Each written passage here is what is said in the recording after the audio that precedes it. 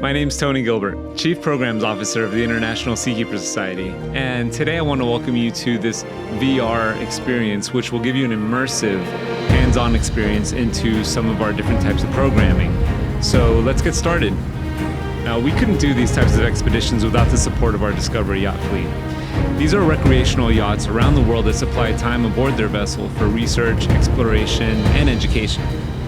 We also have our own SeaKeepers dedicated vessel named Discovery, and we do mostly local expeditions in the Tri-County area.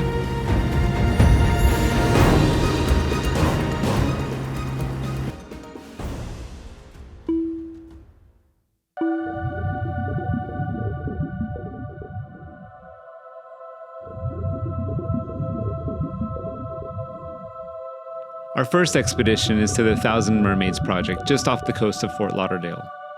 Today's outing was done with program partner Ocean Rescue Alliance International.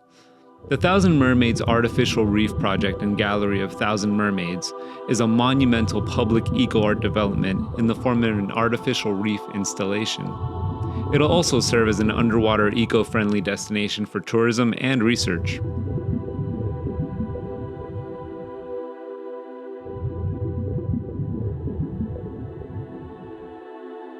The Thousand Mermaids mission is to enhance marine and fish habitats while also providing enhanced creative, economic, and educational opportunities for the public.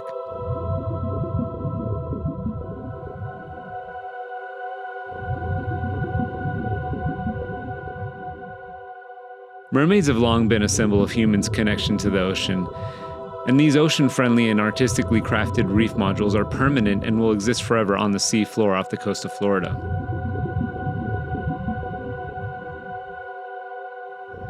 Today, we joined Shelby Thomas, the founder of Ocean Rescue Alliance, as well as a few volunteers to inspect the status of this site since installation 30 days ago. We're already seeing some large angelfish, some juveniles, some moray eel, as well as some algae recruitment.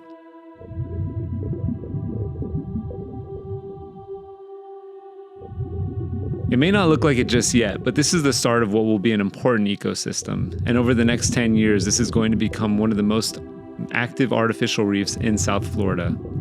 Now, also in the future, these artificial reef structures will become more and more important as natural coral reefs begin to degrade due to warming temperatures.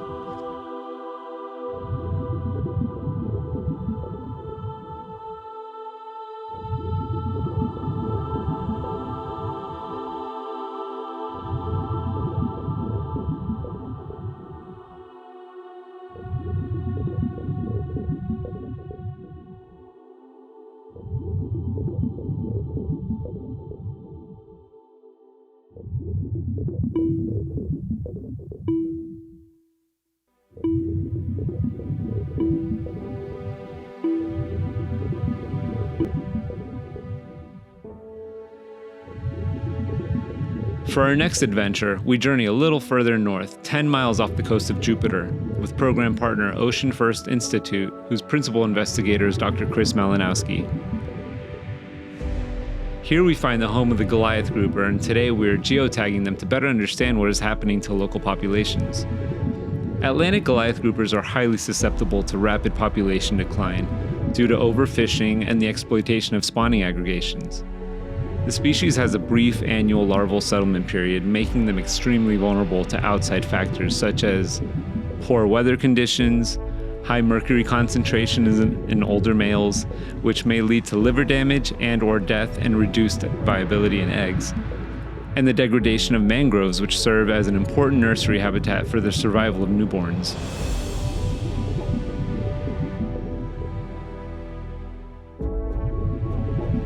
To give you some background on some previous legislation and regulations concerning the fishing of this species, it was previously classified as critically endangered in 2011 and was then classified as vulnerable in 2021.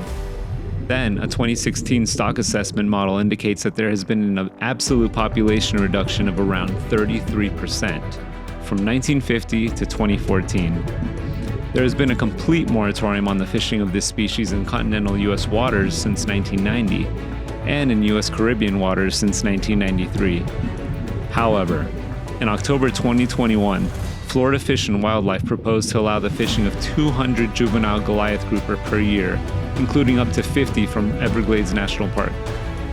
Recreational fishing of the species would be permitted in all state waters except those of Palm Beach County and south through the Atlantic coast of the Keys. The proposal was approved in March of 2022, with the Florida Fish and Wildlife Commission planning to issue 200 permits per year through a lottery system. This came into effect in spring of 2023. Tagging these animals will help us understand what effect this limited permitting has done to the local population.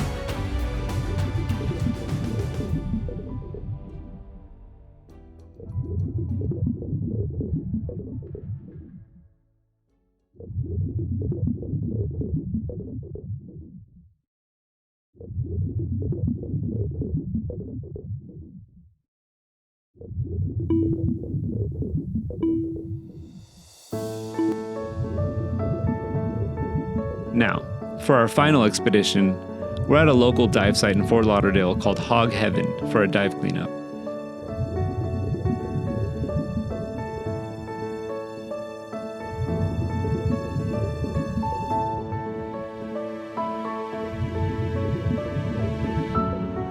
Our visit today is part of SeaKeepers' ongoing shoreline and reef cleanup programming that addresses trash, contaminants, and other things that affect the ocean.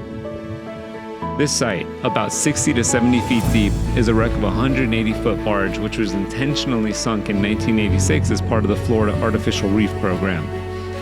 30-plus years of growth is well evident on the wreck, which is literally covered in coral and full of life today.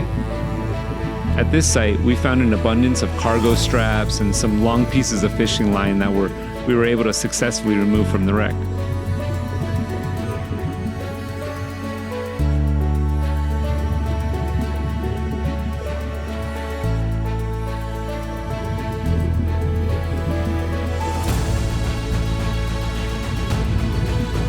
As you can see, it's painstaking work, but these lines with hooks and weights can have a devastating impact to the wildlife that live in these areas.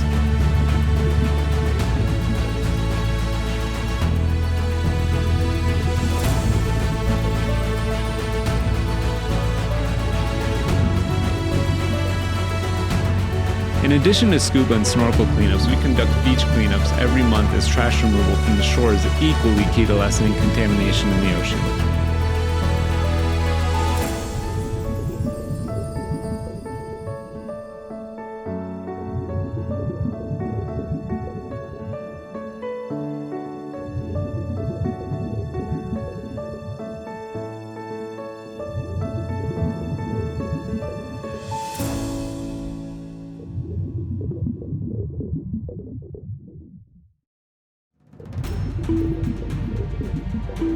We truly hope that you enjoy this opportunity to witness some of the types of expeditions that we do here at SeaKeepers. We rely on the generosity of people just like you to help ensure future generations can enjoy our oceans by either participating as a vessel owner and giving time aboard your boat, assisting in beach and dive cleanups, or becoming a member. We welcome your participation in helping SeaKeepers accomplish its mission to research, educate, protect, and restore. Thank you.